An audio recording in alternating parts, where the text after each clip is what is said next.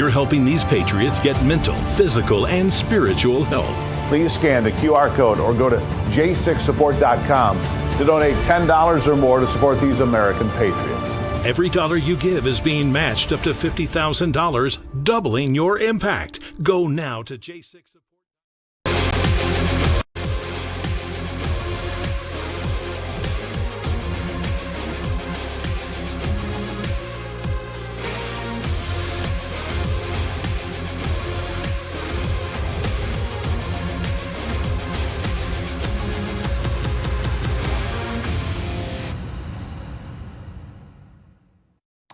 Good evening, America. Happy Tuesday. Welcome to the latest edition of Just the News, No Noise. I'm your host, John Solomon, reporting to you, as always, from the nation's capital, Washington, D.C. There's more news to get to about Jeffrey Epstein quickly tonight, with a federal judge earlier today allowing the Justice Department to publicly release records from Ghislaine Maxwell's sex trafficking case. The ruling came after the DOJ asked in November to unseal grand jury transcripts and exhibits from Maxwell and Epstein's cases, in addition to investigative materials. In addition, Congress expressed its will as a separate branch of government that it wanted those records released. Will anything new come of this? If it does, Just the News will be on top of it. And we'll also have on in just a few minutes House Oversight Committee Chairman James Comer. He has already subpoenaed J.P. Morgan and Deutsche Bank to uncover Epstein's money trail. We'll talk a little bit more about that, plus his ongoing investigation of that incredible Minnesota fraud scandal that could have stolen $1 billion or more from the American people. Now, about this news and the other latest news, the latest National Defense Authorization Act uncovered by our own Jerry Dunleavy. He recognized that it called for the declassification and transparency related to the origins of the COVID-19 pandemic, requiring the Trump administration spy agencies to release its intelligence related to the Wuhan lab that the coronavirus is suspected of being released from in 2019. This will be a major step forward. The American people will finally get to see that intel.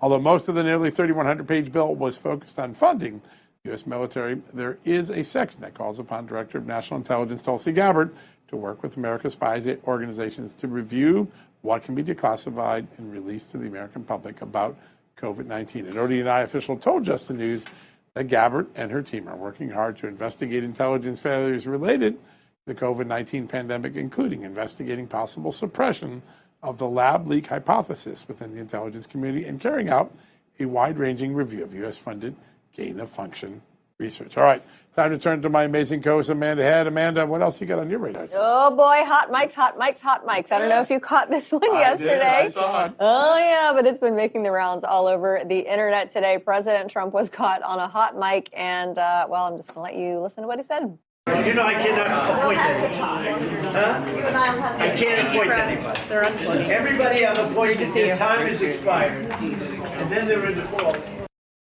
Hot mic or not, it's not the first time that the president has said something about this. He has expressed great frustration numerous times now with the slow pace of Senate confirmations and how that is impacting the implementation of his own agenda. And this comment comes after the news that acting New Jersey U.S. Attorney Alina Habba was stepping down after a court found her to be occupying that post unlawfully. Now, Trump has previously urged the Senate to abandon its blue slip tradition of allowing the senators from a nominee's home state to unilaterally veto any nomination, a suggestion that Republicans have rejected. And he's also asked the Senate to get rid of the filibuster. And that request is also facing, as you can imagine, Republican opposition. So, John, President Trump is frustrated on all fronts with his own party in some cases. Yeah, listen, he says Senate's a place where good ideas and good nominations go to die. And so I think he's letting it be known to John Thune. Now, today, John Thune just announced that they are going to release a Republican alternative to Obamacare, pair the vote up against with the Democrat vote next week. The Democrat vote will fail. It'll be interesting to see if the Republican healthcare plan advances. That will be a big surprise and maybe catch some Democrats off guard. So it'll be interesting to see if any Democrats will go on record to admit that Obamacare was a failure. Yeah, that's a big one. Yeah, I know one in Pennsylvania that might consider it. So we'll see. Well, we got a good show ahead. All right, folks, we've got a real treat to kick off the show today. He's the man who unraveled the Biden family corruption scheme, the man who unraveled the Biden auto pen scheme, and now he's unraveling one of the largest frauds in American history that was occurring in the Minnesota Somali immigrant community under Governor Tim Walz. Joining us, the chairman of the House Oversight and Accountability Committee, Chairman James Comer. Sir, good to have you on the show. Thanks for having me. All right. I'm super excited that your ACE team, and you really do have this great team of investigators working with you, are digging into this, because I have a funny feeling those whistleblowers in the state agencies who were talking to us back in 24, they've got a lot more proof about just how much willful blindness was going on. What are you hearing from those whistleblowers?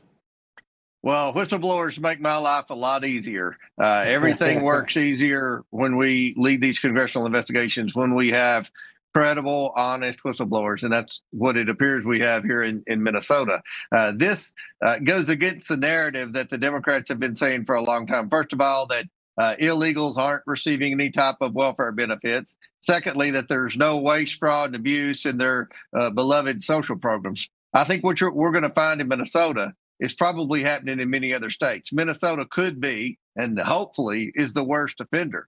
But there are other blue states run by Democrat governors who refuse to turn over any data, not only to Congress, but to the cabinet secretaries like Brooke Rollins, who are trying to get a handle on programs like SNAP. So we have these whistleblowers. We've requested documents and correspondence. We're going to conduct this investigation like we have our other high-profile investigations in the past, and we're going to try to figure out, first of all, how much money was stolen. Secondly, who's responsible for that? Third, was Governor Walz and Attorney General Ellison, were they warned that this was happening, but yet they turned a blind eye because of political reasons? And then, can we hold people accountable, and can people pay for this gross abuse of American tax dollars? When it comes to that accountability, are we bumping up against any type of timeline, any type of statute timeline? I don't think so. At this moment, we haven't felt like that was going to be any type of problem. There's always a statute of limitations dating back to see how far back this went. But it's our understanding that we should be within the statute of limitations for the majority of the crimes that have been committed. Yeah, so important. So let me ask you a little bit about, you got 77 people indicted just in the fraud scheme, then you got the autism scheme and some other ones. You mentioned you're looking in to see whether Walz and Ellison and other state officials were tipped off. Do you have any early evidence suggesting they were getting warning signs and turning a blind eye?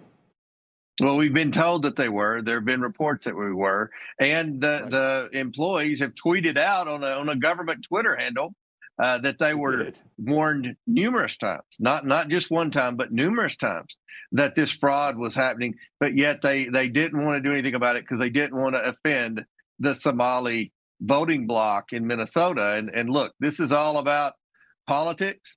The Democrats that champion many of these social programs, they don't care if there's massive amounts of waste, fraud, and abuse, as long as their voting base is happy, as long as they can keep their voting base dependent on the government and keep the government tax dollars flowing to their voting base, then they're okay with it. And that's the difference between most Republicans and most Democrats in Congress, is that Republicans care about our tax dollars and sincerely want to eliminate waste, fraud, abuse, and mismanagement.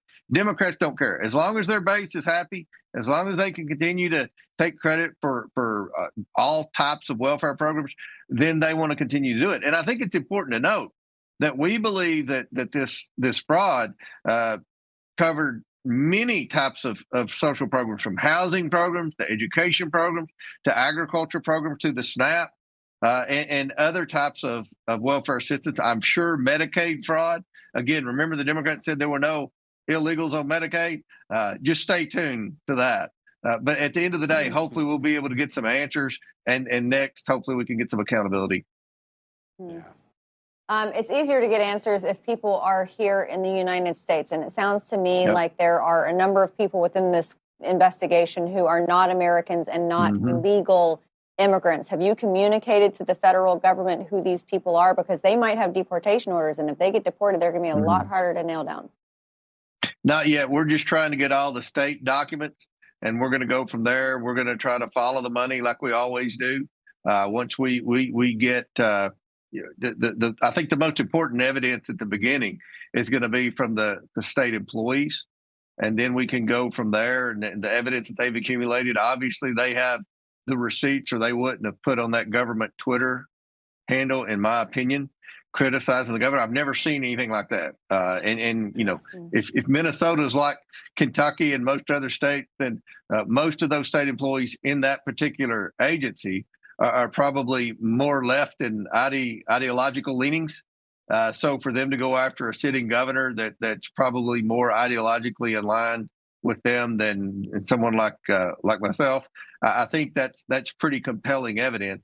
But again, you know, Waltz gets due process, but the way he's handling this and the way Ellison, the Attorney General, is kind of hid right now, makes me pretty confident that there's a massive amount of waste, fraud, and abuse that's about to be detected here. And I'm going to predict that Waltz's political career is closer to an end than somewhere in the middle. Wow, that's pretty powerful. All right, let me ask you the question. Will you need subpoenas? Do you think that you'll have an uncooperative bunch and we'll need to compel them to produce the evidence? And do you look at other states like neighboring Wisconsin where Tom Tiffany can't get the SNAP benefits? Do you expand this to other blue states to see if this pattern is there? I've been communicating with Brooke Rollins. I'm very close with the Department of Agriculture people. Prior to coming to Congress, I was Commissioner of Agriculture in Kentucky, so I'm have, you know, a very pretty extensive knowledge of the agriculture programs and how programs like SNAP and other food programs operate. I know that Brooke Rollins has requested data from all 50 states, and all the Republican governors have turned over that data. None of the Democrat governors, including my Democrat governor in Kentucky, Andy Beshear, have turned over that data. They're just criticizing Rollins for having the audacity to ask that question. That's not going to cut it. We're serious about providing oversight. We're serious about rooting out waste, fraud, and abuse. So I think that we're definitely going to expand this, especially with the SNAP programs in coordination with the U.S. Department of Agriculture in other states. But in Minnesota, again, the governor Waltz, he's innocent until proven guilty. We're going to give him due process. But I think that if anyone that has received correspondence from us thus far requesting information, if they don't turn over that information, then they will get a subpoena. And we're serious about this. We're not going to back down, because this just isn't about Minnesota. This just isn't about the Somali community. This is about every state and every social program, because we believe that this is happening in other states. Maybe not at the same level, maybe not at the same per capita per population, but we believe this is happening in many states. So we're excited about this investigation, and hopefully we'll have more state employees step forward and do the right thing and blow the whistle. Because I hope, if one thing has been learned about my time as chairman of the House Oversight Committee, we go to great lengths to protect whistleblowers. Democrats only protect whistleblowers that blow the whistle against Republicans. We protect whistleblowers regardless of party affiliation, regardless of who they're blowing the whistle on. So we welcome more people to come forward with evidence of wrongdoing, and we'll do something about it. Important. Sir, before we let you go, you have become quite skilled at reading bank records thanks to your investigations into the Bidens. How many SARS reports did Hunter Biden rack up? I can't even keep count anymore. But you have subpoenaed records from, I believe, Deutsche Bank and J.P. Morgan with respect to Jeffrey Epstein. Any progress on that? Yeah, they're working with us. They're turning over the bank records. This is a massive amount of bank records. I think the thing that's shocked me thus far is how many transactions Epstein had. I'm not saying there's anything illegal yet. I'm not prepared to say anything, but I'm curious as to how he accumulated so much wealth. His estate is worth $750 million. And, by all accounts, he didn't inherit anything. So I'm not real certain how he made his money. Again, I'm not saying that there was anything illegal there. Other than the way he treated those girls. I mean, there's no question there were thousands of crimes committed by Epstein. We're curious about where his money was coming from and why. Why were certain people wiring him massive amounts of money? Were these legitimate business deals, or was something else going on there? And that's hopefully what we'll be able to find. Are you finding cooperation with the CIA? Well, with respect to the bank records, the private banks are working with us. And remember, there's one thing I didn't know, John, until we started doing this investigation. There are a lot of class action lawsuits out there. When you're talking about an Yeah. estate with no heirs, that's about $1 billion. There are a lot of class action lawsuits out there, and it becomes a little more difficult to get some of these bank records when there are class action lawsuits. But thus far, the banks have been cooperative. And do you think the CIA, though, has any files on Epstein that could be of use to you? I don't know. I've talked to people in the FBI, but we'll see. I'm going to have that conversation with Radcliffe. I have not had that conversation with Radcliffe yet at the CIA, but we will have that conversation. Look, that's one of the suspicions that a lot of people have, was that the government was using Epstein Island or maybe even his properties in West Palm Beach in New York City to gather intelligence. I don't know if that's true or not. I have no idea, but I want to know, and we're going to do everything in our ability to try to get the truth for the American people. Yeah, there's no doubt. Your record shows you'll get it too, whether it's the Biden pardons, the Biden investigation, all the great other oversight work you've done on illegal immigration. You always get to the bottom of a story. Mr. Chairman, great honor to have you on the show today. Thanks for joining us. Thank you all so much. Yeah, I appreciate you so much. Wow, what a great interview. All right, folks, another guy that likes turning up stones and finding the truth for his constituents, Texas Attorney General Ken Paxton. Up next, right after these messages. Hey, America, the FBI has been warning about a type of real estate fraud on the rise called home title theft, and your equity is the target. Here's how it works. Criminals forge your signature on a single document, use a fake notary stamp, then file it with the county, and just like that, boom, they're on record as owning your home. Using your ownership, they then take out loans against your equity or even sell your property, and you're not going to know about it until you get a foreclosure or collection notice in the mail, and that's not going to be a good moment. That's why I partnered with Home Title Lock, so you can protect your equity and find out today if you're already a victim. Use my promo code JTN at HometitleLock.com. You'll get a free title history report and a free trial. Their $1 million triple lock protection. That's a great deal. $1 million to protect your home. That's 24/7 monitoring of your title records, urgent alerts to any changes, and if fraud occurs, their U.S.-based restoration team will spend up to $1 million to fix it. Find out why I trust Home Title Lock. Protect yourself like I did. Don't be a victim. Protect your equity today. Go to HometitleLock.com and use that promo code JTN. That's HometitleLock.com, promo code JTN. A heart attack? He was 47. What about Janice and the kids? Do they have life insurance? No. But we have life insurance. John, we agreed you were going to take care of that. I'm trying to find something we can afford. Call SelectQuote now and get the insurance your family needs at a price you can afford. In minutes, SelectQuote found John a $500,000 policy for only $29 a month, and his wife Anne a $500,000 policy for only $21 a month. At SelectQuote, we comparison shop some of the most trusted insurance companies in America to find you the best rate. You need life insurance. You don't need to overpay for it. Call 1-800-262-1881 or go to SelectQuote.com now and get the insurance your family needs. At a price you can afford. SelectQuote. We shop. You save. Blood sugar, normal. If these are words you long to hear, here's good news. Gluco Gold is the complete doctor-formulated solution guaranteed to help keep your blood sugar in the normal range. We're so sure it'll work for you. We'll send you a complimentary bottle of Gluco Gold. Text 8 to 231-231. Gluco Gold contains the clinically researched dose of a highly refined super ingredient, berberine, plus 3 more powerful ingredients. Gluco Gold will help you maintain healthy blood sugar levels while it supports healthy cholesterol and insulin sensitivity. Guaranteed. Take the first step to making sure your next checkup is better than your last and hearing those 3 wonderful words. Blood sugar normal. This exclusive Gluco Gold offer is not available in stores. You can only get your complimentary bottle by texting 8 to 231-231. Plus, text right now and you'll receive a bottle of vitamin D3 immune support absolutely free. Text EIGHT to 231-231.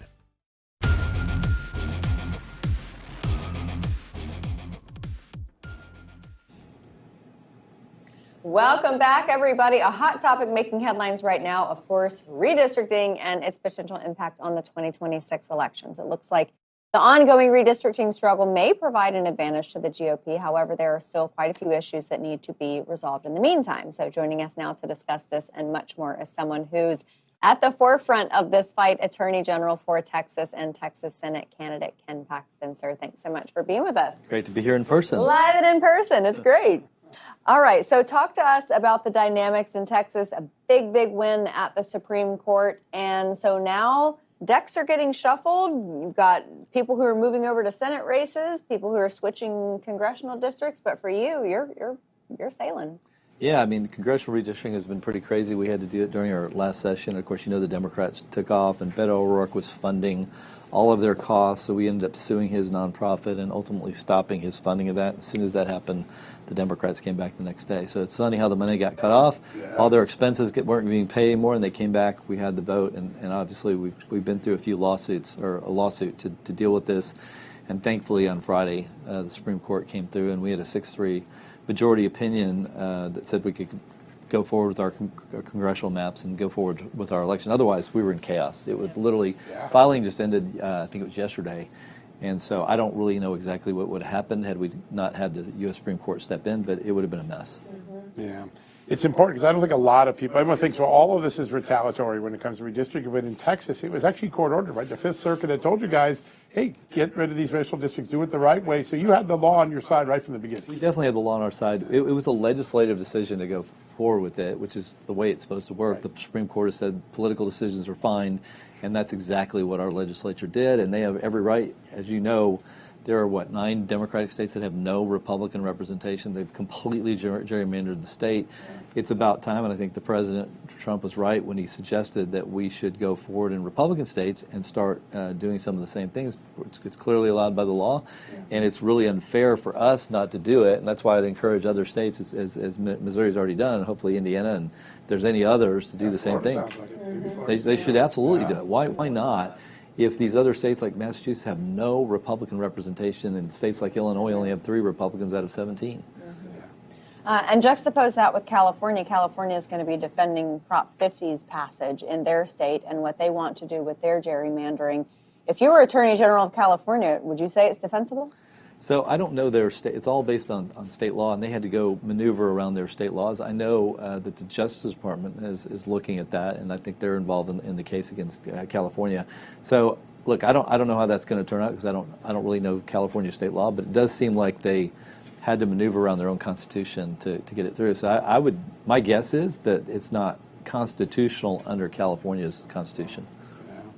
The Louisiana case will, I think, ultimately address the issue that came all the way from the Civil Rights era, and that's racial gerrymandering. Seems like the Equal Protection Clause of the Constitution may give us a different format going forward. Your state is sort of insulated from that, but Louisiana could change the rules for some of those blue states, right? Yeah, that's actually correct, and we've been fortunate. We got out of the pre-clearance stuff that DOJ used to impose on all southern states. It's ridiculous that we ever had to deal with the Department of Justice overseeing our state elections. We're independent states. We were created independently before the federal government existed. They created the federal government. So the federal government should not be overseeing our elections in Texas. Doesn't make sense. I want to switch gears to your race because you are primarying John Cornyn, someone who has been in office, as you said, since you were in college. And I'm not saying that you're definitely not old, but it's still a long time for someone to serve in office. Yeah, so he's asking for a 5th term from Texans, which no Texan has ever served 5 terms, not Sam Houston, not John Tower, not LBJ, not Phil Gramm. And he's doing that. He's been in office since I was in college, and I'm turning 63 this month. So that tells you he's been over 4 decades. And the question that I ask everybody, I told you this earlier, is can you name, I've asked every group, every individual, can you name one accomplishment, one good accomplishment, not the bad accomplishments, we have plenty of those from John Cornyn, but can you name one good accomplishment? And so far, no one's ever given me an answer to that question. Not one in 4 decades. That's a political problem if you're John Cornyn. There's no doubt. Carry constituents, which John has not. You need to go home. And it's time that we had representation more like Ted Cruz than John Cornyn. So I want to talk about some of the innovative things. Texas has set, I think, the standard for addressing a lot of the ills in this country. You were the first on the border. You're the first to declare Muslim Brotherhood a terrorist organization. You went in and started looking at these nonprofits that funded the border invasion and used your regulatory capability to give them a license to do fundraising to really start to rein in what they were doing. You've been affirmed about 3 or 4 times in the courts now. Is this a model for other states to do the same thing? Absolutely. Look, we were suspicious of these nonprofits because we thought they were receiving large sums of federal money. And as it turns out, we believe the Biden administration was washing their money to help bring all these illegals and pay for all their stuff through these nonprofits because the nonprofits didn't have to report. Well, in Texas, the Attorney General's office, the Attorney General, has oversight to make sure that there's not deceptive practices or fraudulent practices by nonprofits. So all we did was start asking questions, and as soon as I started asking questions, they sued us. And I started getting attacked by all these Democratic politicians. I even got attacked by the Pope as being supposedly anti-Catholic. And all I did was ask some questions about how they were spending money, and they sued us. And so we've been in litigation with them and several other nonprofits about this washing of federal money and then using it potentially for illegal activities like trafficking humans from other countries. You've had insight. If I could just follow up on that, you now are starting to see some of the records from this. What is the Democrats' motive? Is it to rig apportionment? There's no doubt they want more illegals so they can control congressional apportionment. They also eventually want them voting in their favor, and they think by giving them free stuff and taking care of them, free housing, free health care, cell phone money, that they're basically buying votes, and they're using trillions of dollars, billions of dollars, our money to buy these votes, and that's not the way our republic's supposed to operate. Yeah. I want to ask you about what we have seen in Minnesota, what could end up being historic fraud in that state that's being uncovered. I don't think that could happen in Texas, not only because you're in office as Attorney General, but there just doesn't seem to be the political infrastructure in place in Texas for that type of fraud to happen on that level. Is it on purpose that it's happening in blue states? Yes. Absolutely. So yes, and it could happen in Texas. We had laws in place that allowed me to go after, for instance, what happened to Donald Trump in 2020. Right. It was happening in Texas. We were a target state, just like Georgia, just like Michigan. I filed 12 lawsuits in all these liberal counties. All these liberal judges were having mail-in ballots. We're going to have mail-in ballots go out to everybody in violation of Texas law because we had COVID, and we were losing because we're in liberal counties, all like Austin and Houston and Dallas and San Antonio. We were losing. Court of Appeals, same. Liberal, I had to get it to the Texas Supreme Court and a pretty, unique maneuver to avoid having a Georgia situation or Michigan. So they've tried, and they also tried to disarm me, this Court of Criminal Appeals, which is our highest court on criminal matters, stop me from prosecuting voter fraud. Now we're getting that back. I've got the legislature to reauthorize it. We're electing new judges, but it has been a fight to stop voter fraud even in my state. So if you don't have active sort of focus on integrity of elections, which is the most important issue nationally, because if we don't have safe elections, then all the other issues don't matter, we lose. The Democrats seem to be much more demoralized about their chances in Texas. If Jasmine Crockett turns out to be the best they could put up against you, they're yielding the race, aren't they? I know she and John Cornyn are good friends, and John Cornyn said they are dance partners. Like he said, you need people in both houses, and so she's I've offered to be her dance partner. So and she's actually said very nice things about John Cornyn, saying he's the right kind of Republican for us in Texas. And so Jasmine and John Cornyn are great, but neither one of them going to serve as our next U.S. Senator. That sounds like a great political ad for you. It's a great, it absolutely is. I want to ask you about these audits that you are demanding from cities across Texas, because it doesn't matter if it's a red county or a blue county. We see this all over the country, fraud existing within those types of governments. What are you doing about it, and is this something that could be propagated at the federal level? Yeah, so it's a pretty reasonable requirement. It's put in place by our Texas legislature. I think is a very reasonable that their books be audited and that it be fully transparent how they're spending their money. How's that a bad idea? Well, some of them haven't done it. In order to raise your taxes, you have to have your books audited. Well, several of our cities have said, we're not doing it. Of course, they don't want the voters to know how they're spending their money. And so we've gone after them for trying to raise their taxes without following Texas law. So if their voters know what they're spending, then they're authorized to raise taxes a certain percentage, property tax. And by the way, we have very high property taxes in Texas, which should be fixed by the legislature.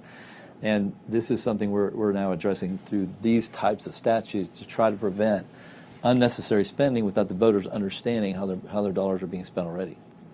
Transparency. What a great idea. Absolutely. Yeah. I love it. You have done so much innovative stuff in Texas as Attorney General, and it looks like your Senate race is going quite well. People recognize that in the Lone Star State. Look, Texans, they should get better results than they've gotten over the last 24 years with John Cornyn in the Senate. And I just looked at it and thought, it's time for a change. He's had his chance. He hasn't performed.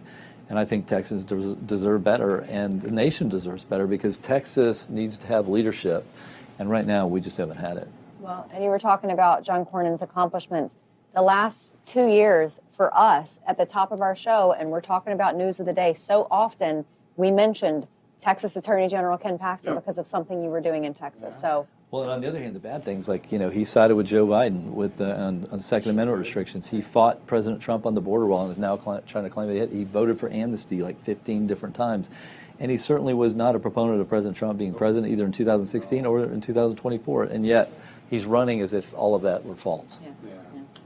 Revised history, but not with you. Texas Attorney General Ken Paxton, thanks so much for being with us. Hey, great to be here. Likewise. All right, everybody. Next, Georgia Congressman Mike Collins is going to be with us to discuss deregulation. Sounds good on Capitol Hill. We'll be right back.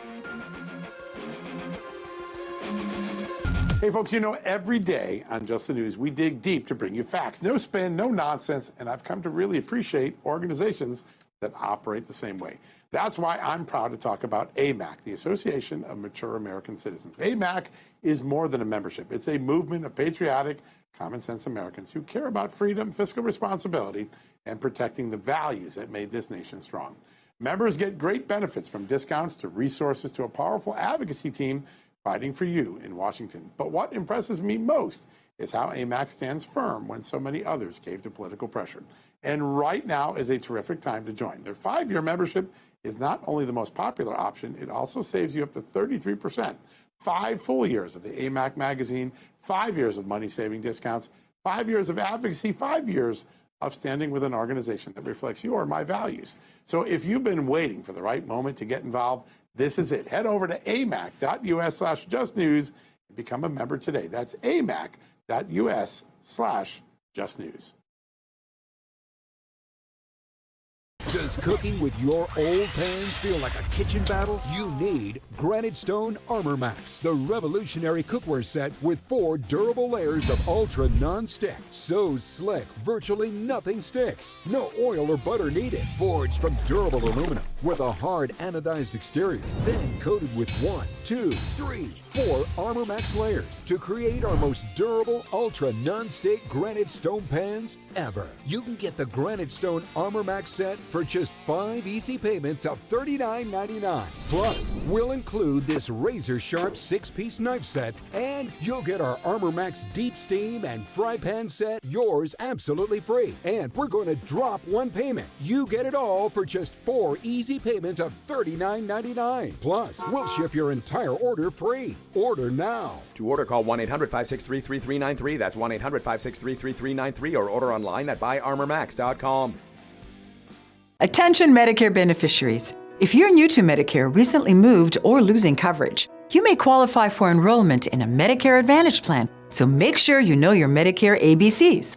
You may be familiar with Medicare Parts A and B, but if you are thinking about Part C, also called a Medicare Advantage plan, speak with a licensed insurance agent to see what plans and benefits are available in your area. Our partners offer plans from Humana, Aetna, Anthem Blue Cross and Blue Shield, United Healthcare, Kaiser Permanente, Cigna Healthcare, WellCare, so you can compare your options, coverage, and pricing across multiple carriers. If you're new to Medicare, recently moved, or losing coverage, make the free call to the number on your screen. Give them your zip code, and a licensed insurance agent will walk you through the entire process. It's that easy. I just became eligible for Medicare, so I called to find a plan that fits my budget. For a free, no-obligation consultation, call 800-581-6544.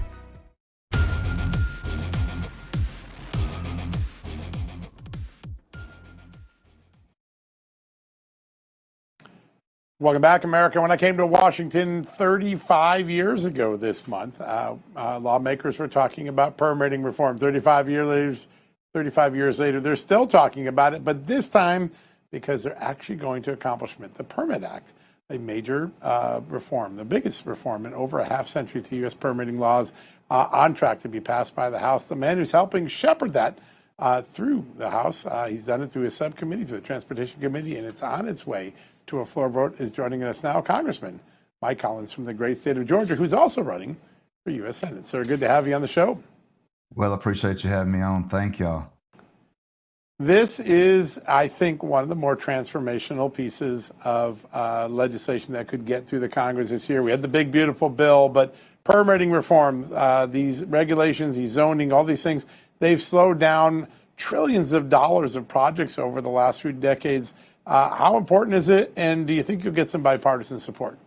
Yeah, you know, John, it's a great question. And permitting is one of the biggest problems that we've had out there. Every time I talk to constituents or I talk to stakeholders, whatever the industry is, permitting, and how slow and how cumbersome it has gotten over the decades that we've just let the federal agencies just get out of control with their overreach. And the only thing we're doing with the Permit Act is we are telling the federal government that you are going to be more efficient, more productive, and we're going to make life more affordable for the American people out there.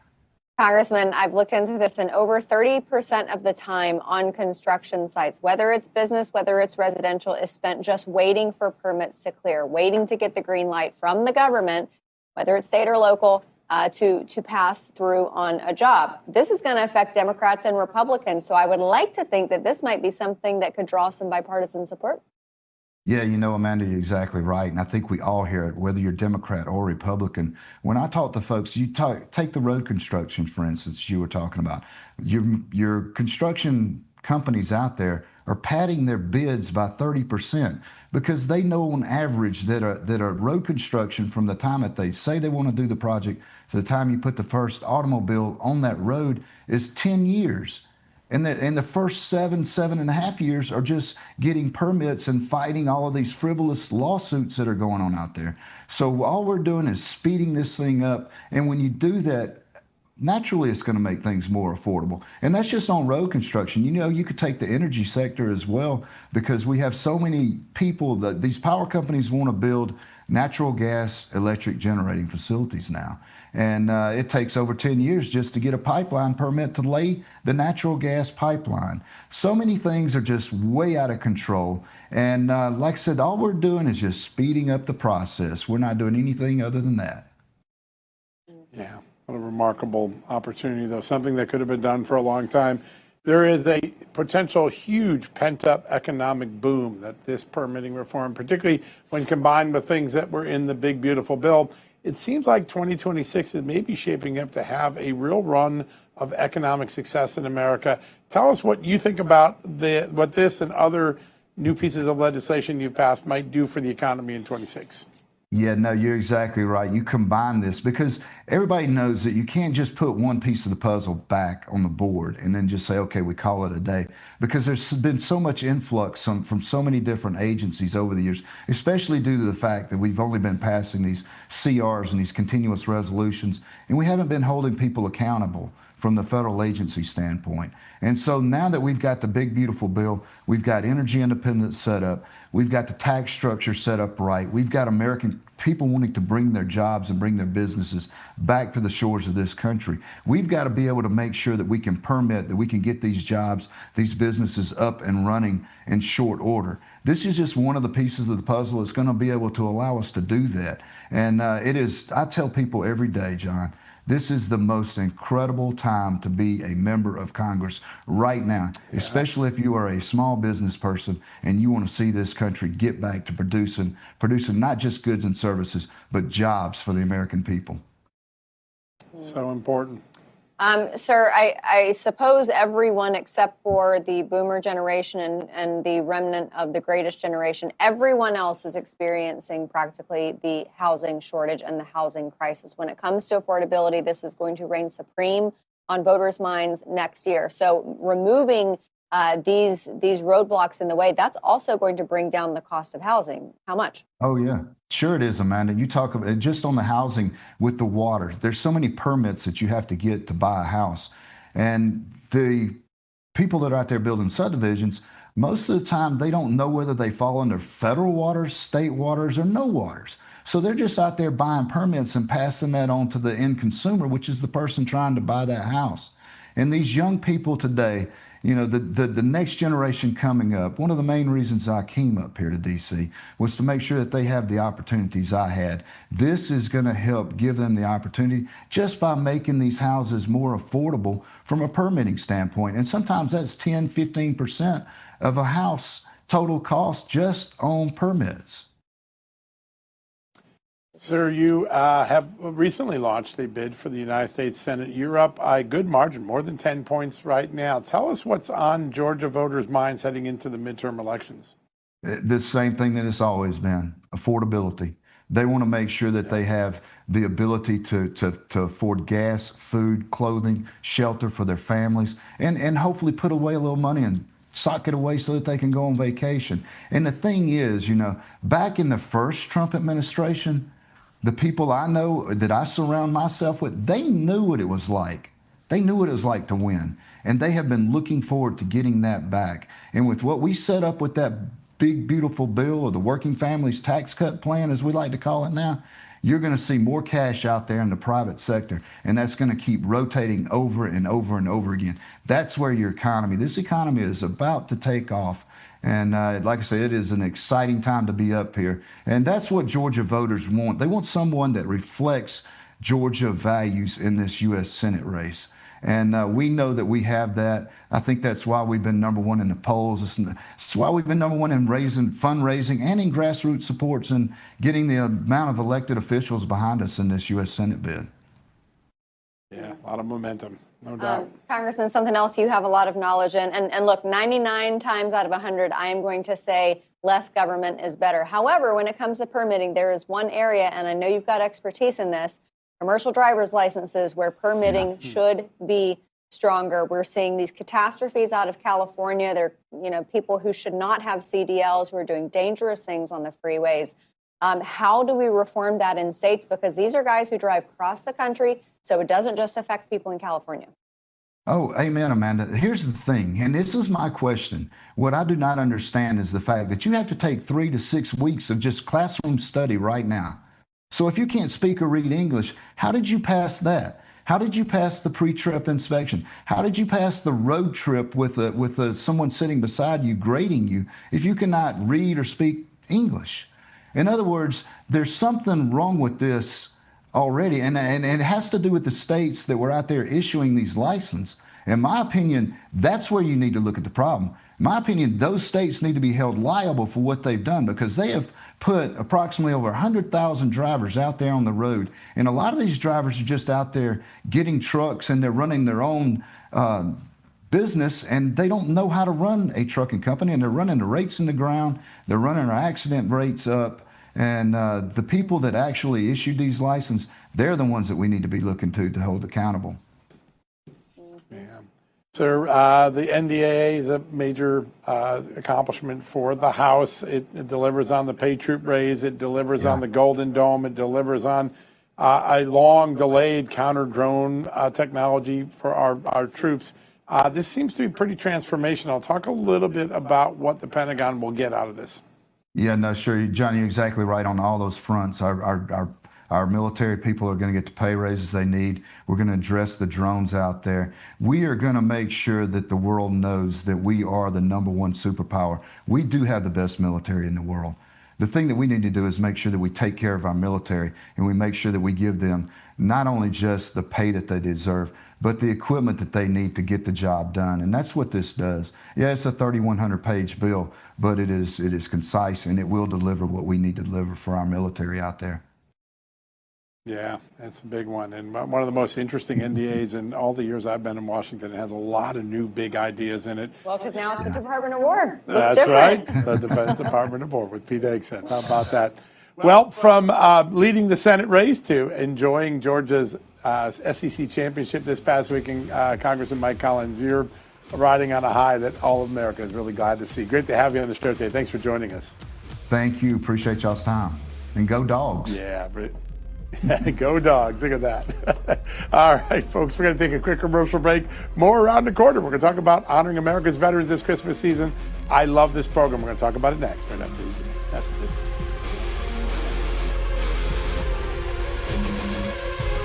Is the fact that you have to take 3 to 6 weeks of just classroom study right now. So if you can't... Stay tuned to get a free automatic toilet bowl cleaner from Mermaid. Your sink stopper's broken, and fixing a drain is a pain. Introducing Mermaid Drain Magic, the instant solution to most broken drains. Just remove and replace. In seconds, you can fill and drain with a simple press of a button. Drain Magic makes replacing your old, broken, rusty, even missing sink stoppers fast and easy. Drain Magic's anti-clogging basket helps prevent clogs in your sink, catching hair, food, even jewelry. Made with brass and chrome and a silicone gasket, it creates a watertight seal. Order your Mermaid Drain Magic today for only $19.99 and get a Mermaid toilet bowl cleaner absolutely free. Drop it in the tank for up to 3 months of cleaning. But wait, this could be your last chance to get Drain Magic at this low price with free toilet bowl cleaner. There's a strict limit of 3, so order now. Call 1-800-443-2631 or visit getdrainmagic.com. So call 1-800-443-2631 or visit getdrainmagic.com. Order now. You push it. You try to hold them shut, but your doors won't stay closed no matter what. Introducing Ruby Monkey Magnets. Ultra-thin magnetic plates that will keep your doors and drawers shut. Just peel to reveal the super strong adhesive. Place the monkey, then the magnet, and close. Installation is that simple, and now you have a door that will stay shut. The secret is the ultra-strong industrial magnet's powerful attraction that holds tight. Monkey magnets work on most surfaces and are perfect for cabinets, dresser drawers, sliding closet doors, and more. Even your outdoor problems are solved in an instant because they're corrosion and rust resistant. Call or go online now to get 8 sets of monkey magnets for only $9.99. Due to rising costs, this may be your last chance to get monkey magnets at this low price. There is a strict limit of 1 house pack per order. Call now.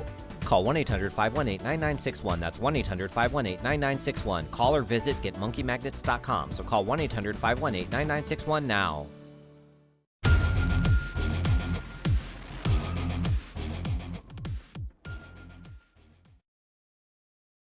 Welcome back, everybody. As we enter into this Christmas season, it is important to reflect on what truly matters: our faith, family, friends, and the spirit of generosity towards those in need. And speaking of generosity, every year Americans come together to honor our fallen patriots by placing wreaths, a very simple yet profound gesture that has spurred a movement across the nation, Wreaths Across America. They express this mission: remember the fallen, honor those who serve, teach the next generation the value of freedom. And Wreaths Across America is continuing their annual Escort to Arlington tradition. It ends on Saturday, December 13th, which is National Wreaths Across America Day. So joining us to discuss this, she is currently on the Escort to Arlington, Executive Director for Wreaths Across America, Karen Worcester. Karen, thanks so much for joining us. Oh, thanks for having me. Pleasure to be here. Likewise. Okay, so you guys, I think, departed this past Saturday from Maine. Where are you now? And tell us how it's going. We actually left Maine on Sunday, and I am right now at the St. Anne's Club in Norwalk, Connecticut, where they've prepared an incredible meal for all. I think there's roughly 150 of us on a convoy, and we just had the best pasta and proteins, and I'm having dessert when I get done here, and they just welcomed the whole convoy in. The convoy has both staff families and veterans. We have our LEO officers that are leading us down the highway, and I think we have 14 truckloads of wreaths with us, but that's a symbolic drop in the bucket. But actually, when we were leaving, about 800 other trucks left from down Washington County, Maine, to go to almost 5,700 locations all over the United States. So we're all traveling to get there for Saturday for our big day. How amazing. That's amazing what you've been doing, Karen, you and your family, for so long. I like a part of this mission that goes beyond honoring the families and creating this beautiful visual for everybody to see at the cemeteries. You are using this to also inspire the next generation of children, to teach them about the cost of freedom, to give it a little bit of a civics lesson that maybe they didn't always get in school. Talk a little bit about how young people get integrated into this and the legacy they learn, particularly with us about to celebrate our 250th birthday here in America. Yeah, well, it really is true. It's important to remember, it's important to honor, but the object is to teach. And and a great man, Roger Donlin, first Medal of Honor recipient for the Vietnam War. I asked him before he died what the most important thing was that our organization could do, and without batting an eye, he said, teach our kids to love our country. And we're so fortunate to be able to do that by sharing the stories of veterans who've served. And I'll tell you, one of the most poignant things you can see is a Gold Star mom talking about a son or daughter that they've buried, but they're the most patriotic people yet. And to help kids try to understand that this country and what it stands for is worth fighting for, and in some cases dying for. And that's been happening ever since the first shots rang out during the Revolution. So we have an incredible curriculum online, wreathsacrossamerica.org, and it's also available on Teacher Pay Teacher free. And we just passed a milestone that curriculum, based on the characteristics of the United States military, we have now reached over 1 million kids, and that's being downloaded and taught in public school and at home schools. So it's very much about teaching kids that freedom isn't free, but it also comes with responsibility. And we need to do a better job. We teach kids a lot about their rights, but they need to know that with that comes responsibility. Yeah. Karen, there are so many wonderful organizations out there that serve our armed services community, but Wreaths Across America is very unique. Tell us how and why it was founded. Well, it was actually an accident. My husband, we had been in the wreath production business, and I met him back in the early 70s. And in 1992, he had a surplus of wreaths. He recalled being at Arlington National Cemetery as a 12-year-old boy. And he wanted our children to experience that. So we called around, got permission to go to Arlington, took 5,000 wreaths. A friend had a truck, and they went down, took all day with a handful of volunteers to place them. And it was impactful. They couldn't help but say the names. And the kids came home and started researching names. And we see that all the time. We see now families will come into Arlington and these other cemeteries, and kids will place a wreath, and we encourage them write down the name and go do a little research, because we've talked a lot about it in the last couple of days. That these are people that had dreams and aspirations of their own, that set them aside to protect us, and many of them have died as young people. They've sacrificed life. It's not, they had life before. And the Gold Star mothers talk about the dash. They talk about the day they were born and the day they were died, but not to lose track of the dash in the middle, because that was the life that they sacrificed. So I can attest to how powerful it is, because this year I have 3 of my grandsons with me. And one is 7, and the other 2 are 12 and 13. And they've been writing down each day what they've learned. And it's incredible. 2005, a viral photo put this movement on steroids. Tell us just real quickly about that. We got about a minute left. Yeah, it did. A photograph was taken of the wreaths in the snow, and it went viral. And like I said, we're now up to, well over 5,600 locations, and people can still participate. We're in every state. Go to wreathsacrossamerica.org. You can find a location close to you. It will tell you times and anything you need to know.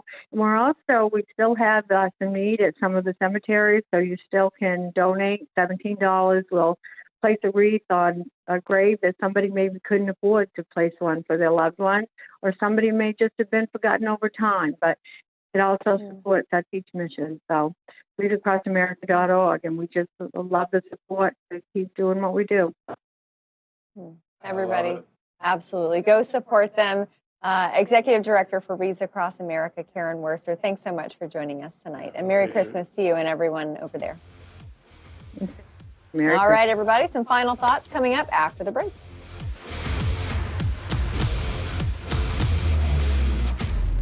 Attention Medicare beneficiaries. If you're new to Medicare, recently moved, or losing coverage, you may qualify for enrollment in a Medicare Advantage plan, so make sure you know your Medicare ABCs. You may be familiar with Medicare Parts A and B, but if you are thinking about Part C, also called a Medicare Advantage plan, speak with a licensed insurance agent to see what plans and benefits are available in your area. Our partners offer plans from Humana, Aetna, Anthem Blue Cross and Blue Shield, United Healthcare, Kaiser Permanente, Cigna Healthcare, WellCare, so you can compare your options, coverage, and pricing across multiple carriers. If you're new to Medicare, recently moved, or losing coverage, make the free call to the number on your screen. Give them your zip code, and a licensed insurance agent will walk you through the entire process. It's that easy. I just became eligible for Medicare, so I called to find a plan that fits my budget. For a free, no-obligation consultation, call 800-581-6544.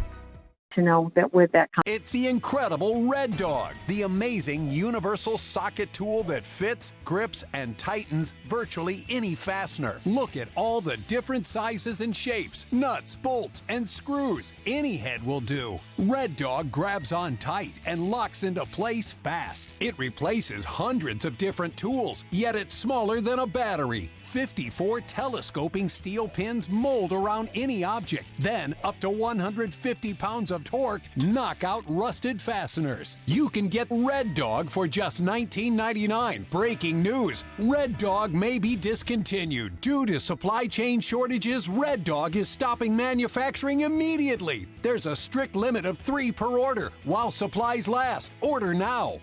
Call 1-800-444-0345. That's 1-800-444-0345. Or visit myreddog.com. Call 1-800-444-0345. Order now.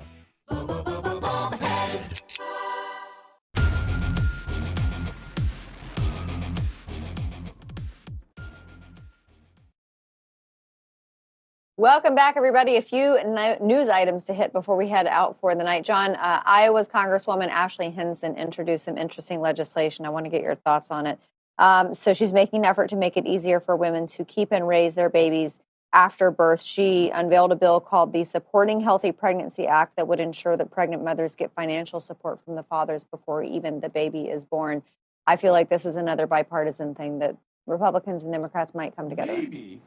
Keep in mind that Planned Parenthood often will view this as a threat. I mean, Planned Parenthood has been, and the far left has been really negative to some of the pregnancy centers that are out there, the pregnancy support centers. There's been efforts to stop people who are adopting embryos in an effort to preserve life.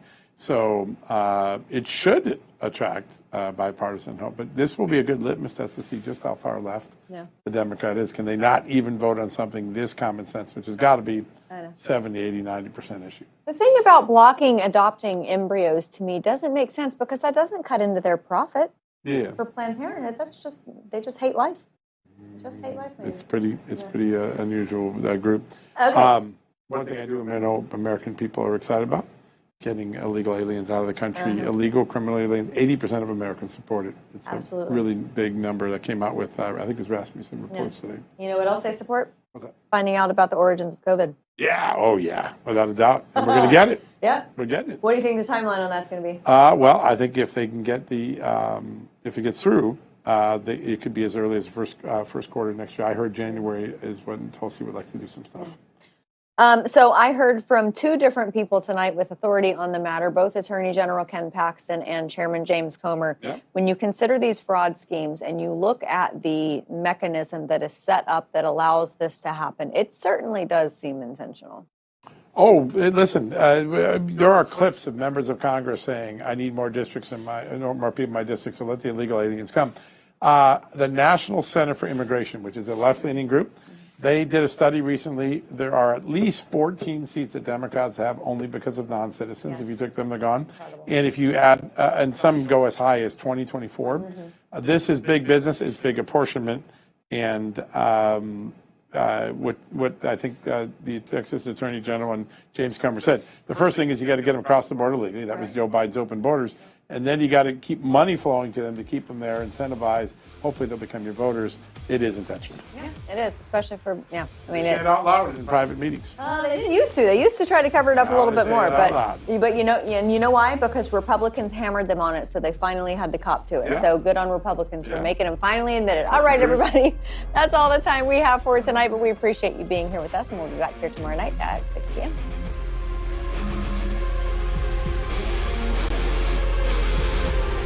During bad weather, driving can become downright dangerous. What's your emergency, please? Trust Battle Vision Storm. The revolutionary glare reduction glasses that turn your sight bright during bad weather at night or during the day.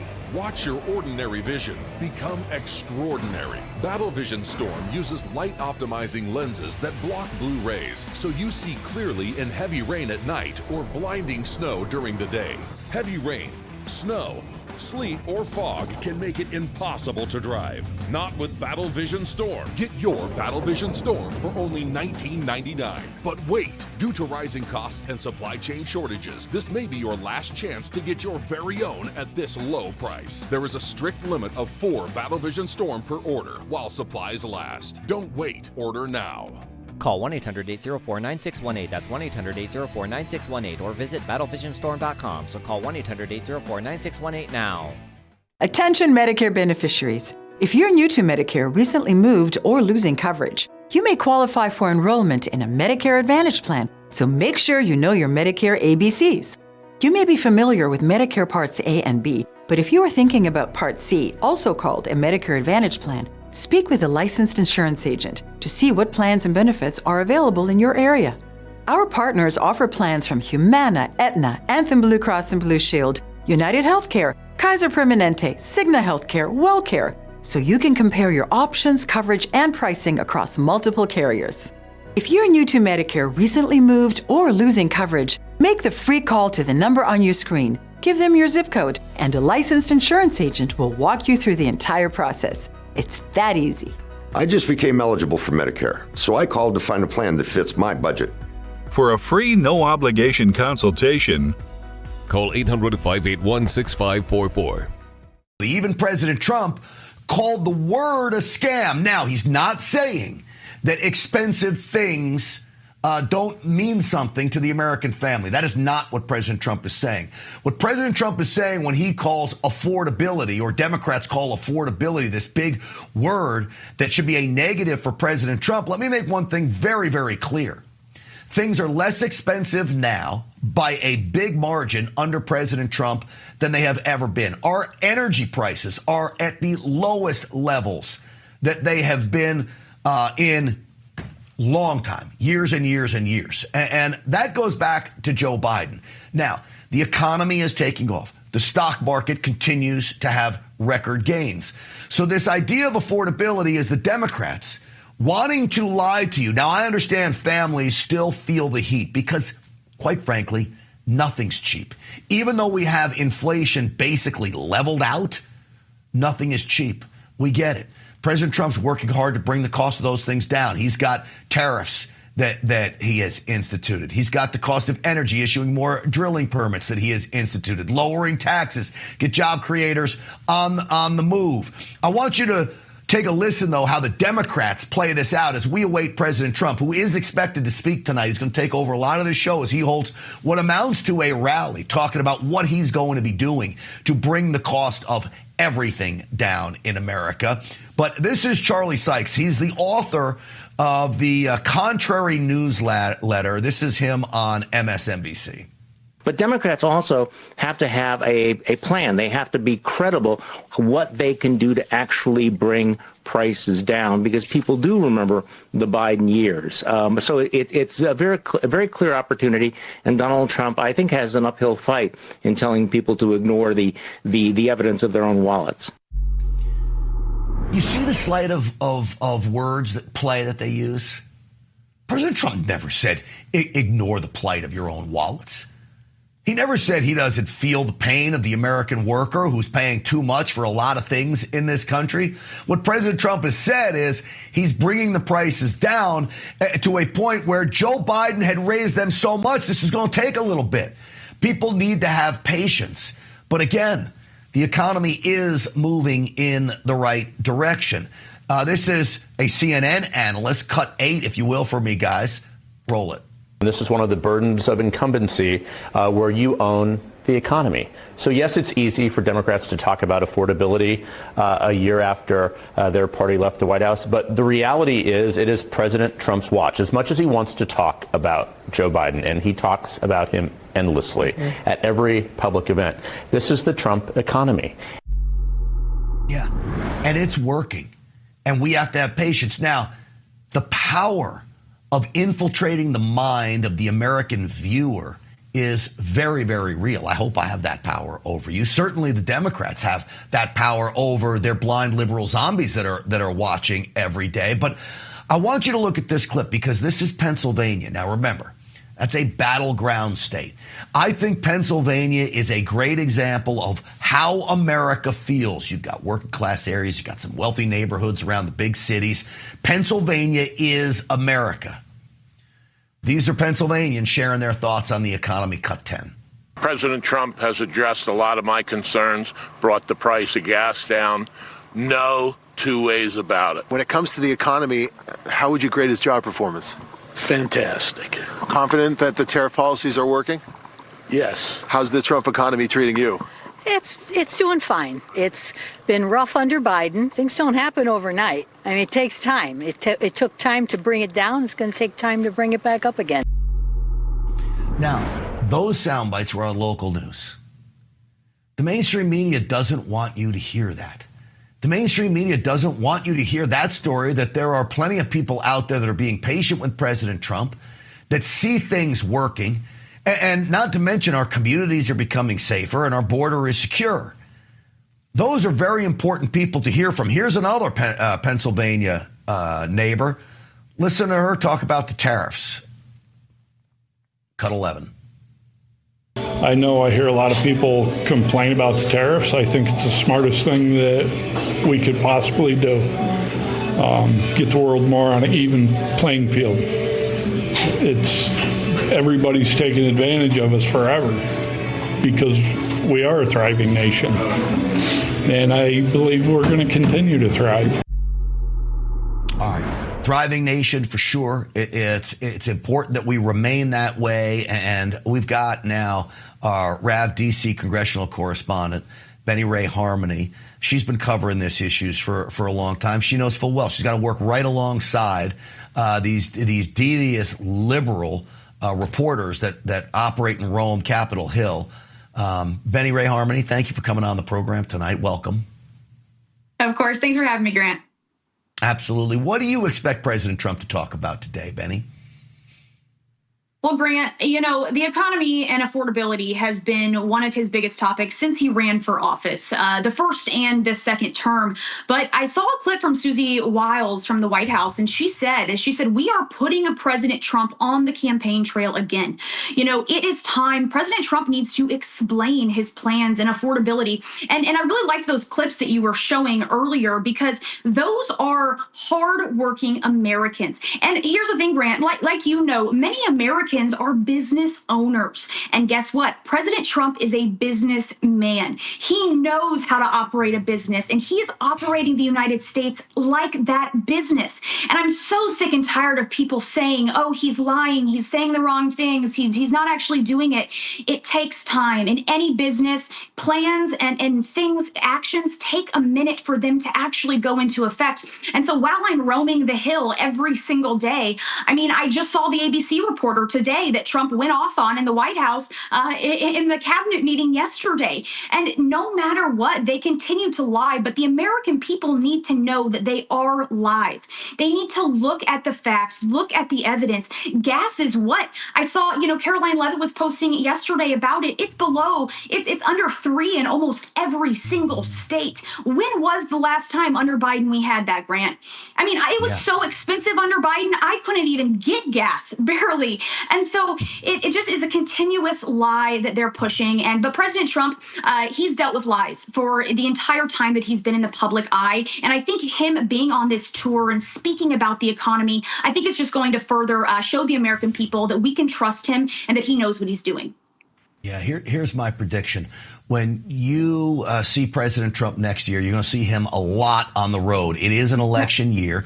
He likes to get out with the people, and nobody can push his message better than he can. Somebody who's pretty darn good at it, though, is James Blair. He's the White House Deputy Chief of Staff. He was on Fox, and he makes a good point here because voters do have short memories. They'll forget about Joe Biden pretty darn quickly. Americans like action, and they like it very quickly. This administration's aware of that. Listen to James Blair, cut 12.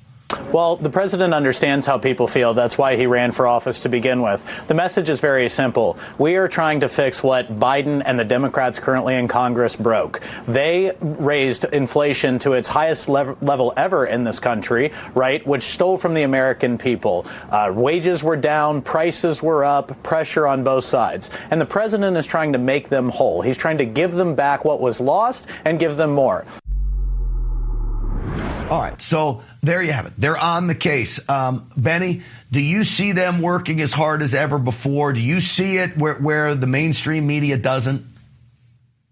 Grant, I've never seen an administration work as hard as this one does. I was here in D.C. in 2021 when Biden was in presidency, and when I tell you it was silent, there was no movement. And I know that the American people want things fast. We do, but yeah. You know, things. It's harder. It's not as easy to make things happen that fast. But the president and this administration is working hard. They are in the office every single day putting those things into place. They most certainly are. Benny, great job, as always. It's good to see you. And, folks, we're getting ready for the president to take the stage. One of the reasons why we can carry this commercial-free is because of our good friends who support this program. So if you're looking for the ultimate Christmas gift this season, this is it, and you won't find this deal anywhere else this holiday season. The exclusive Trump knife set from TrumpKnifeSet.com comes in a high-quality wooden display case with built-in LED lighting that lights up your collection like a showcase. These knives are beautifully detailed, heavy duty, and built to last. It's a premium collectible for true Trump supporters. The holiday deal is on. Quantities are limited. Head to TrumpKnifeSet.com before they're gone. Merry Christmas and happy holidays from the TrumpKnifeSet.com team. We are so grateful for their support of this program, their support of President Trump. And there he is. In the Poconos of Pennsylvania. We told you this is a very important state. And yes, we're a year out from midterms, but you better believe this has everything to do with that and getting the message straight out to all of you about what this administration is doing to bring prices back down. And as Benny said, as we're saying, they're doing a lot.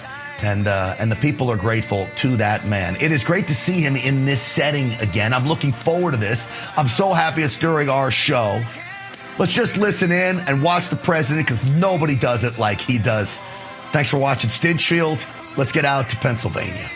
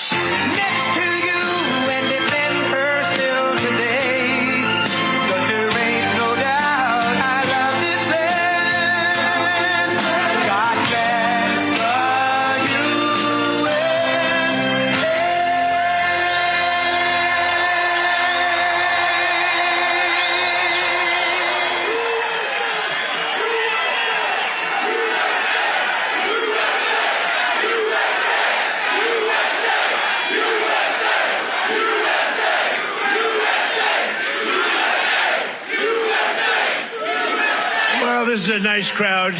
You got a lot of people. You've got a lot of people standing outside tonight. It's freezing. They got here yesterday like at 2 o'clock in the morning or something. Well, I'm worried about them. Would anybody like to give up your place? Let some people come in from the cold. You go out to the cold. I don't think so. I just want to say hello, Pennsylvania, and I'm thrilled to be back.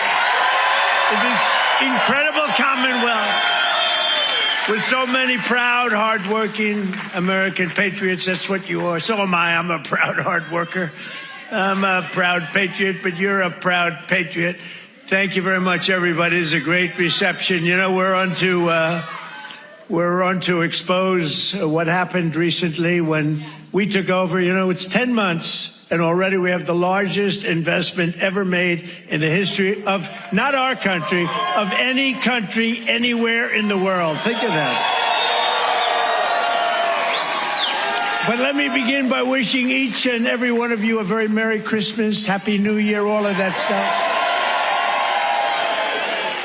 Remember when I started in 2015, I made my first speech, and I said, we're going to bring back Christmas. Remember, the radical left wanted to get rid of the word Christmas. I said, I don't think that's going to work out.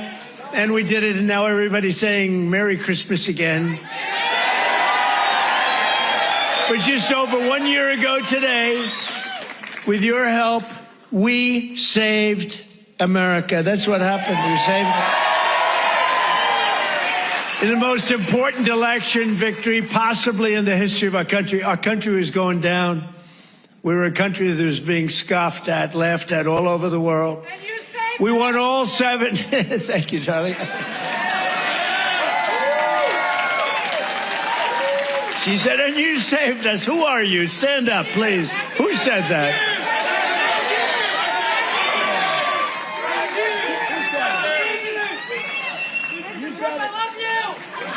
I love her.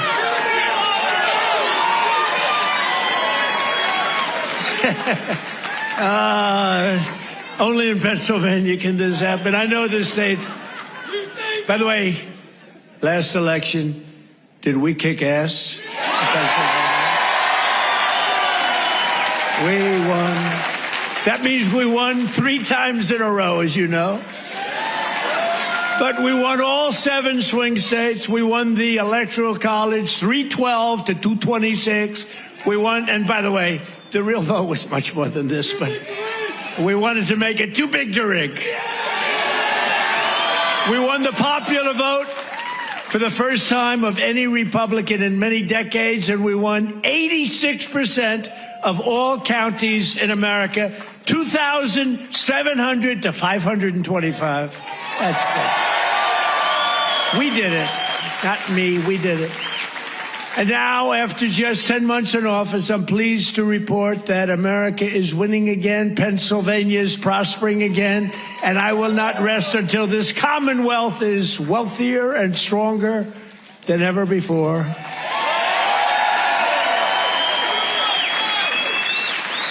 Remember when Biden got up and called you a state? That was not good. He said, it's great to be back in this state. Oh, where are we? Where are we? What state is it? It's Pennsylvania. Oh, okay. Now, we're respected again as a country. We're respected. Since my inauguration, we've created nearly 60,000 new Pennsylvania jobs, including 4,000 Pennsylvania manufacturing jobs that the Democrats gave up on.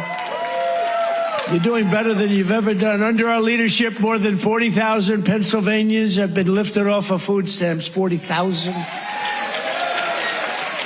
And working with a great guy, remember David McCormick? He used to go to every rally I had. He knew what was happening. And he's here again, as usual. I can't get rid of this guy. Where is he? He got a little lucky, though, you know, in Butler, a place called Butler, Pennsylvania. I love Butler, Pennsylvania, but it was amazing, and we had a tremendous crowd, like 55, 60,000 people. And then I called David. I said, David, come on up. He was working like hell to get elected. It was a tough race, and very few people could have done what he did. But I said, right at the beginning of the speech, I said, David, come on up. Come on up. I want to, this was before the thing happened. And then I looked up and I said, you know what, David, just stay there. I'll get you later. You're so lucky, David. You're so lucky you don't know. I could have had a little differently shaped ear if it weren't for you. You know, you got very lucky that day. People don't talk about that, but I remember I called him up and I said, just stay there. Because he was walking a little bit slowly. I didn't want to take the time. Oh, boy, that was a good day for you. What a job he did. He's really a great guy, and his wife, Dina, is fantastic. Thank you. Stand up, brother. He's a lucky man. Working with Senator David McCormick, we've secured commitments for nearly $100 billion of investments in Pennsylvania. We were up here a few months ago. Some of the greatest energy companies in the world made that. We were doing it on a beautiful day, a little warmer than it is outside today, David. But over $100 billion, and we've saved a great American company. You know, we saved, this little group of people and me, saved a little company called U.S. Steel, and it's hot as a pistol now. And we have the keys to the company. It's always going to be here. It's never moving. They said, what happens if it moves to Japan? I said, you can't move a steel mill to Japan. You can move a headquarters, but the steel mill stays here. That's all that matters. And I will tell you, the company is spending billions and billions of dollars, and there was no second by comparison. Other companies were interested, and they really are. They call me all the time, tell me they're really excited about it. And, you know, they're building a lot of additional plants. It's turning out to be beyond what anyone thought possible, but we had to save U.S. Steel. U.S. Steel was one of the greatest companies, which really, for a long period of time, years ago, the greatest company anywhere in the world.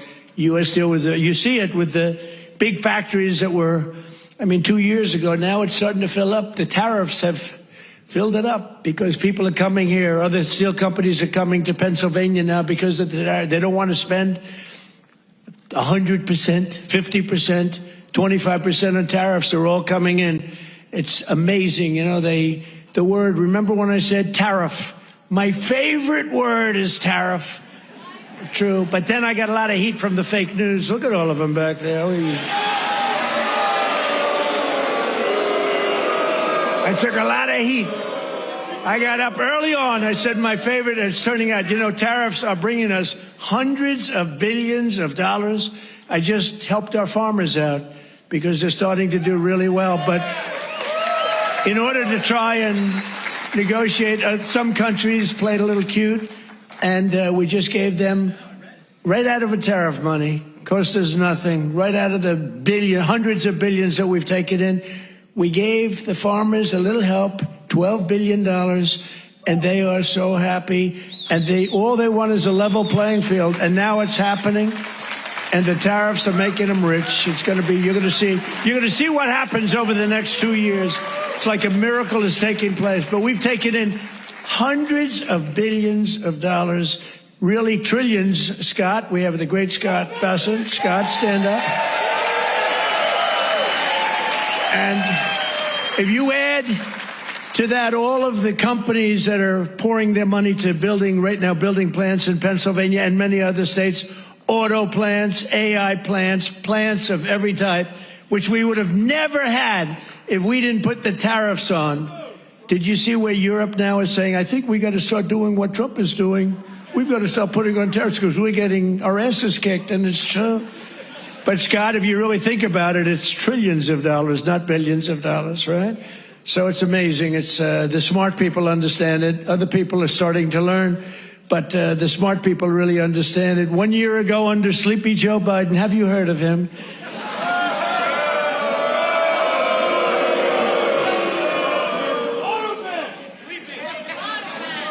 You know, okay, look, the King of Saudi Arabia told me this. He said, sir, 1 year ago, I was in Saudi Arabia. Somebody complained that I was making a foreign trip. I went to Saudi Arabia, Qatar, and UAE. I brought back $4 trillion. They said, he shouldn't be traveling. He should focus on home. What the hell do you think I'm doing? And 250 Boeing jets. I brought back so much everything. Then they say, he should, you know, the stupid people, they say, he shouldn't be leaving our country. Yeah, let's sit around and twiddle our thumbs. It's, no, it's sort of crazy, right? But 1 year ago, the King of Saudi Arabia said it. He said, sir, 1 year ago, you were a dead country. Dead. They were focusing on China. They were looking for, you know, who's next on line, frankly. And he's a good man. And the Emir of Qatar said it. UAE said it. The big company, the big, smart country said it. We were a dead country 1 year ago. We were dead as a doornail. We were going down the tubes. And now we're the hottest country anywhere in the world. There's nobody close. Yeah.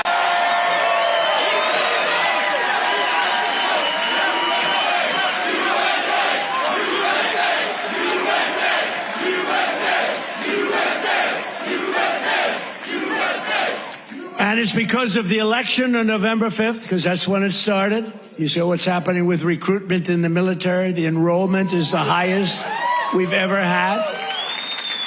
And, you know, right before November 5th, we couldn't get anybody in the military. We couldn't get police. We couldn't get firemen. We couldn't get anybody. And after November 5th, that's when it started. Right now, we have the highest enrollment we've ever had, the greatest recruitment days we've ever had in the military. It's amazing. So it's November 5th, and it's also, again, it's a thing called tariffs. And I told you, I was about to say that, you know, because I love the weave. You know what the weave is? You go here, bing, bing, bing, bing. You always have to get back to the right location. But otherwise, they'll criticize you for straying from the speech. By the way, if I read what's on the teleprompter, you'd all be falling asleep right now. But it's true, 1 year ago and during periods of time, I'd say my favorite word is the word tariff. I love it more than any other word in the dictionary. And the fake news said, that's terrible. What about God? What about family? What about religion? What about your sons, your daughters? What about how terrible that's this? So I moved it back to 5th. I have it to 5th. And now I'm in no trouble with the fake news, you know? They say, what about religion? They always find, so you have to weave a little bit with the punches. You have to go, you know, the boxers, you got to go with the punches. But it's been amazing what's happened, and it's been amazing. It's a transformation of our country. I have the greatest oil man anywhere in the world. I see him sitting right there, Chris Wright.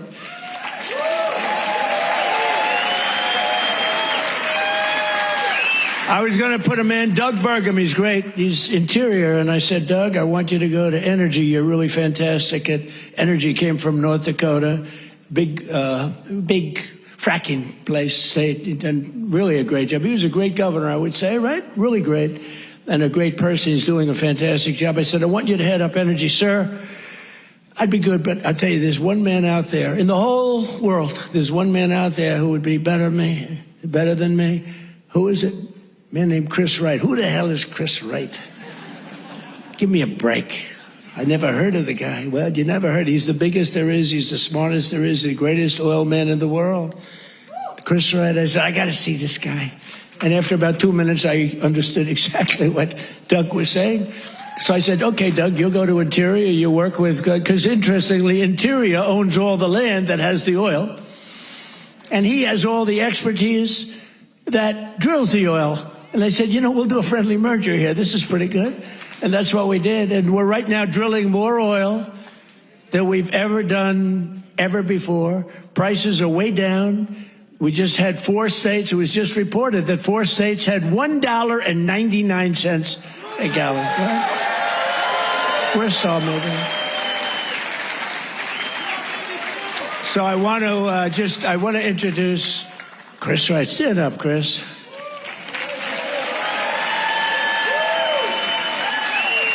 Who would think, you look at him, he's a nice looking guy and all that. Who would think he's rated, I mean, he's the most talented oil guy. He can put his nose on the ground and tell you whether or not there's oil. Other people have to spend billions of dollars on machinery and equipment, and it doesn't work. So I want to thank you. You're doing a great job. And is it true? We are right now, energy overall, not only the oil and gas, we are right now involved in more energy and have more energy in the works by far than we've ever had before. Is that right? Yeah. Not even close. Yeah. And I have no higher priority than making America affordable again. That's what we're going to do. And again, they caused the high prices and we're bringing them down. It's a simple message. If I had one message tonight, you know, this is being covered like all over the world. This is crazy because I haven't made a speech in a little while. You know, when you win, you say, oh, I can now rest. So Susie Trump, do you know Susie Trump? Sometimes referred to as Susie Wiles, Susie Trump. She's the great chief of staff at the They don't use the word chief of staff anymore because of the Indians got extremely upset. But now the Indians actually want their name used, which is true. They never didn't want it used. But the chief of staff, and she's fantastic, she said, we have to start campaigning, sir. I said, I won. What do I have to do already? They said, we have to win the midterms, and you're the guy that's going to take us over the midterm. Where's Susie? Susie, come on, Susie. Look at Susie. Susie's the greatest. And who do we see there? We even brought our superstar today, Caroline. Stand up, Carol.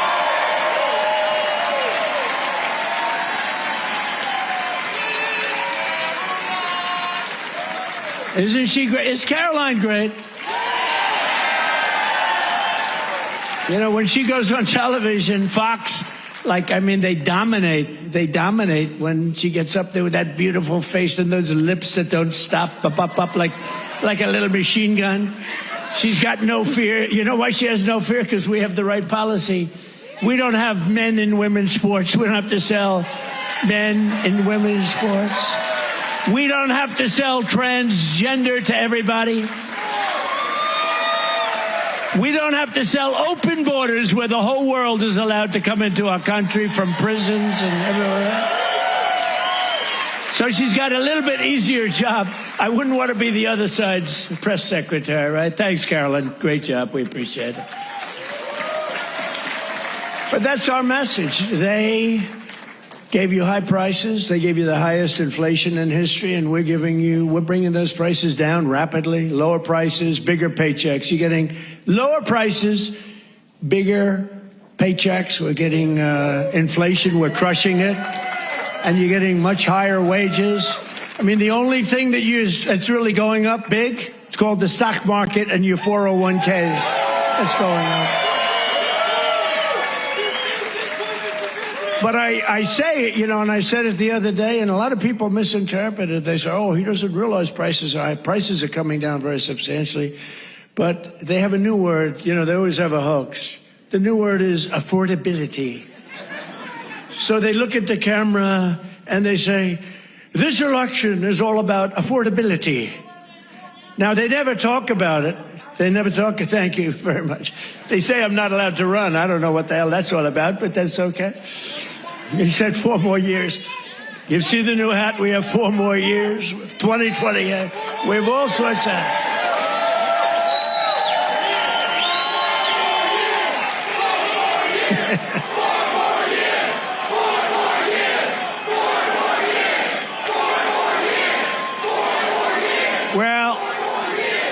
You know what? We have 3 years and 2 months to go. And you know what that is in Trump time?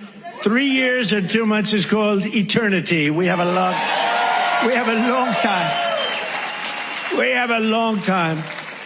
But under Biden, real wages plummeted by $3,000 a year.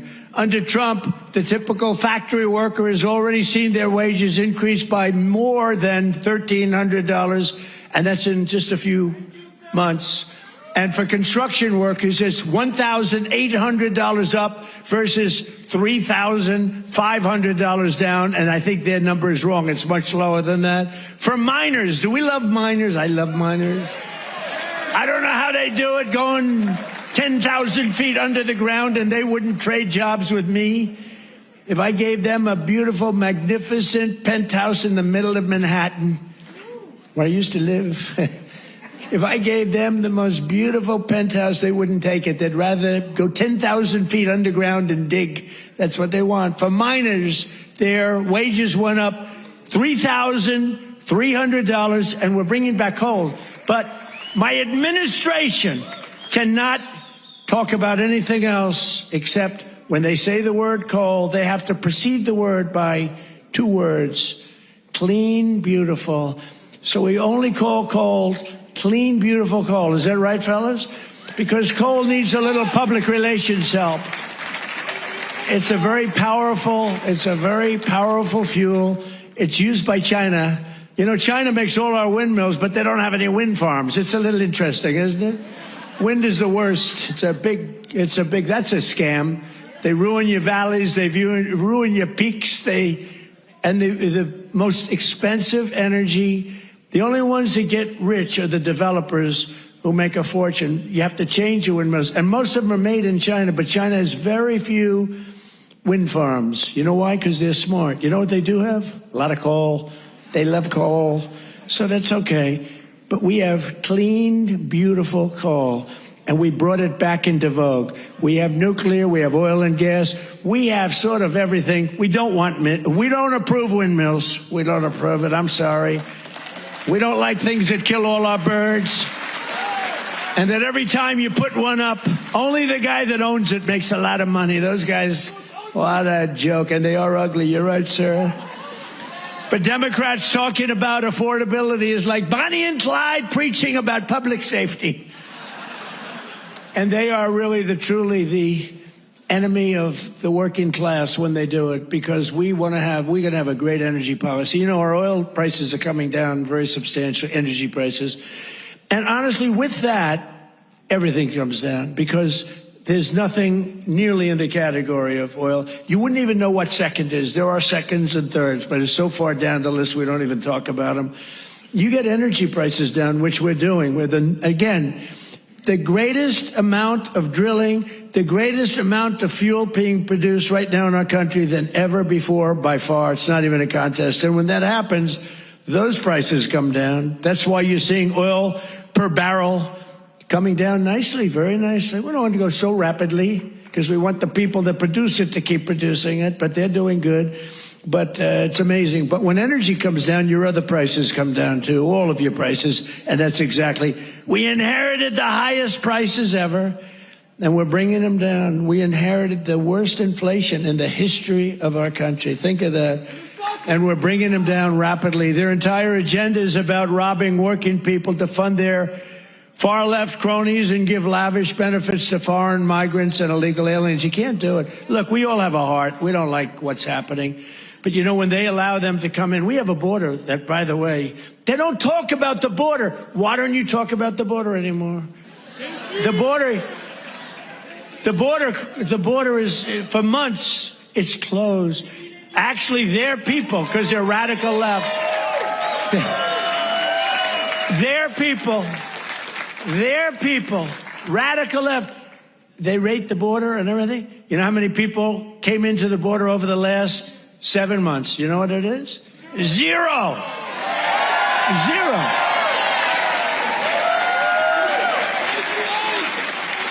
Except for the ones that came in legally, right? Legally. When Biden and congressional Democrats had power, they blew up our economy, sent prices soaring. Look, the poor guy, he didn't know what the hell was happening. Okay, I'm sorry. It wasn't him. It was the lunatics that circled